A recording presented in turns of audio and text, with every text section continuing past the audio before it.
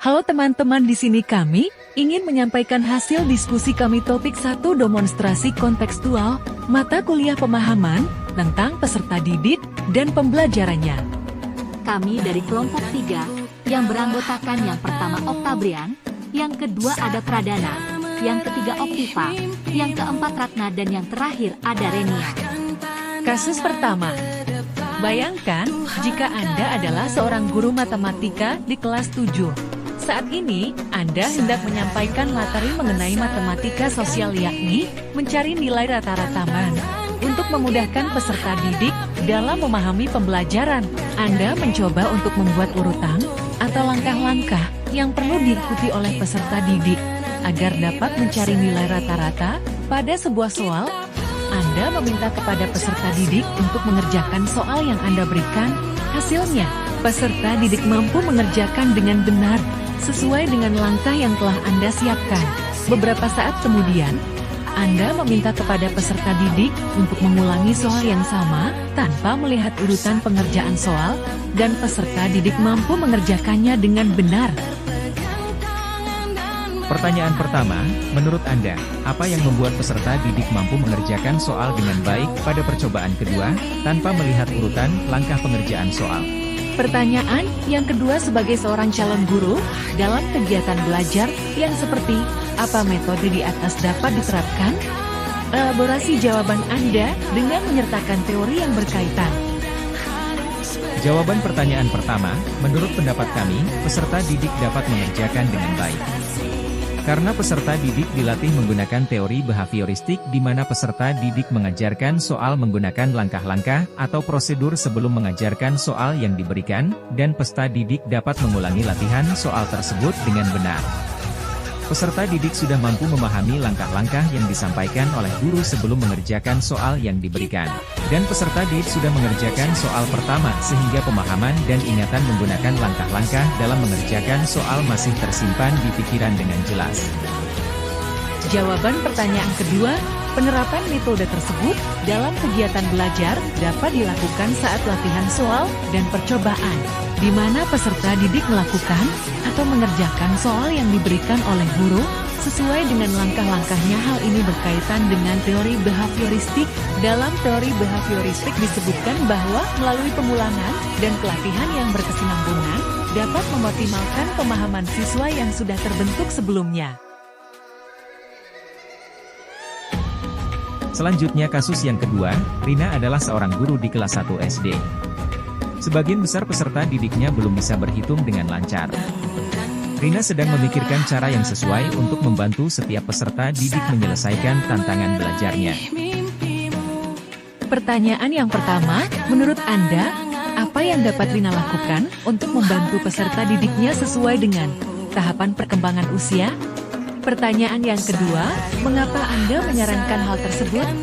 Elaborasi jawaban Anda dengan menyertakan teori yang berkaitan.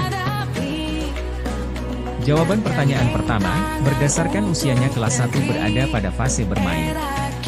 Untuk itu, seorang guru kelas 1 sebaiknya menciptakan pembelajaran yang memadukan konsep belajar sambil bermain. Materi yang disampaikan juga sebaiknya dikaitkan dengan kehidupan sehari-hari. Sebagai contoh, guru dapat melakukan pembelajaran dengan bernyanyi sambil berhitung. Selain itu, guru juga dapat menggunakan benda konkret yang biasa ditemui peserta didik sebagai media untuk berlatih menghitung seperti kelereng, pensil, maupun buah. Contoh implementasi dengan media kelereng yaitu guru menyediakan sebuah gelas, kemudian meminta 2 siswa untuk maju ke depan dan mengambil sejumlah kelereng. Setelah itu guru meminta siswa menyebutkan jumlah kelereng yang diambil, misalnya siswa pertama mengambil 3 buah kelereng dan siswa kedua mengambil 5 buah kelereng, lalu meminta kedua siswa tersebut untuk memasukkannya ke dalam gelas. Setelah itu guru bersama dengan siswa menghitung jumlah kelereng yang ada di dalam gelas, yaitu 8. Selanjutnya guru memaparkan bahwa 3, 5, 8. Jawaban pertanyaan kedua, berdasarkan tahap perkembangan kognitif menurut Piaget, siswa kelas 1 berada pada tahap operasional konkret. Pada tahap ini, anak-anak telah menunjukkan penalaran yang logis dan konkret. Pembelajaran dengan menggunakan metode bernyanyi sambil berhitung, serta menggunakan media benda konkret dapat melatih nalar peserta didik. Hal ini akan mempermudah peserta didik dalam mengingat materi. Hal ini juga berkaitan dengan teori konstruktivisme, di mana proses pembelajaran menggunakan media konkat, sehingga peserta didik dapat memahami materi berhitung dengan baik. Dalam teori ini, juga disebutkan bahwa peserta didik dapat membangun pemahaman, serta pengetahuan sendiri melalui pengalaman langsung, untuk memecahkan masalah yang dihadapinya. Kemudian kasus ketiga, Made adalah seorang guru yang mengajar di salah satu sekolah negeri wilayah Bali. Ia mengampu mata pelajaran bahasa Indonesia. Lah hendak mengajarkan materi teks deskripsi pada peserta didiknya. Pada buku cetak yang menjadi panduannya saat mengajar, terdapat beberapa contoh teks deskripsi menceritakan tentang bangunan-bangunan pencakar langit yang ada di ibu kota. Dengan memperhatikan latar belakang setiap peserta didiknya, Made pun mencoba untuk memberikan contoh berbeda. Ia memberikan contoh teks deskripsi tentang pantai dan makanan khas di Bali. Pertanyaan pada kasus 3 yang pertama, menurut Anda, apakah pertimbangan dan keputusan Made sudah sesuai? Mengapa demikian? Dan yang kedua, prinsip apa yang Made gunakan dalam kasus tersebut? Elaborasi jawaban Anda dengan menyertakan teori yang berkaitan.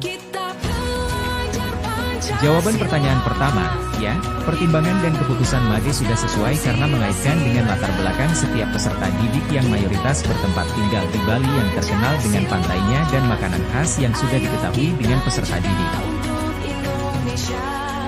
Jawaban pertanyaan kedua, prinsip pengamatan lingkungan sekitar. Hal ini berkaitan dengan teori belajar sosial kognitif di mana perilaku, kognitif, dan lingkungan saling berinteraksi untuk mempengaruhi pembelajaran melalui pengamatan sekitar. Sekian, terima kasih teman-teman atas waktunya. Semoga apa yang kami sampaikan bermanfaat.